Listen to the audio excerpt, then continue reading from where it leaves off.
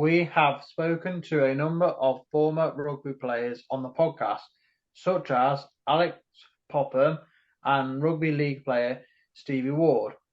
Both have been battling their own problems with head trauma and dementia.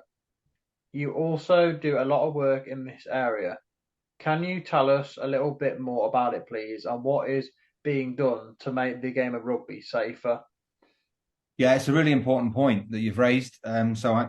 I used to play with Alex at Leeds, so he's one of my teammates who's now suffering from it's called CTE, but basically it means that you start to have dementia or difficulty in using your brain.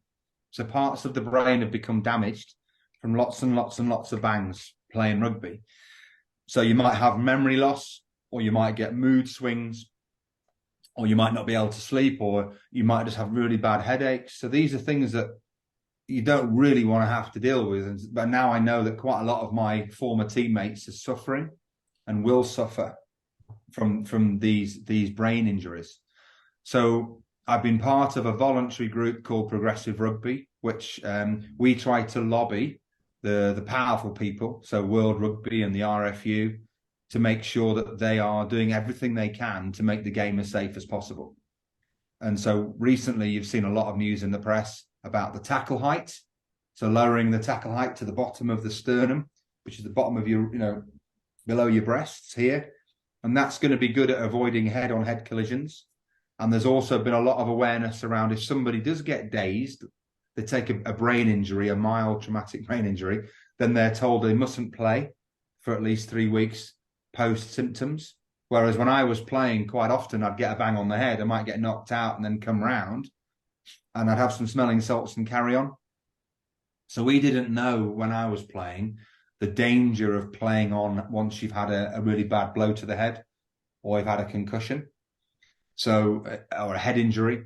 So it's really important now that certainly youth players whose brains are more delicate than men's, if they get a whack on the head and they have symptoms of concussion, which they're 22 and I bet most people don't know them, don't ask me to quote them all, but they need to take time out, not only to get over their headaches, but to wait for their brain to start recovering inside. And that for a man is 3 weeks, or a boy, and maybe even for a female rugby player, they're thinking now it might take even longer, might take 4 weeks, because girls have got smaller necks.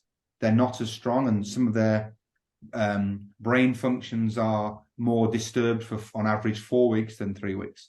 So what am I doing about it? Well, I'm lobbying, but I stopped working in sustainability. So I've been an environmental campaigner and worker for a long time, but I found the world's safest cycle helmet business called Headcase. And I said to George, who's their inventor, is there any way you could take your special technology, which creates really safe cycle helmets, and make really safe rugby head guards? And he said, yes. So at the moment, I spend all my time launching a rugby head guard, which will take away 85% of the force that would have hit you on the head. It'll be absorbed by the clever head guard, which will help to reduce the number of times that people get brain injury playing rugby. But that's only part of it. So I'm working with the clever doctors and the clever scientists to create education. And I'm doing more research into the importance of building up your neck muscles, because strong neck muscles mean that whiplash caused by impact to the body gets absorbed before it reaches the brain.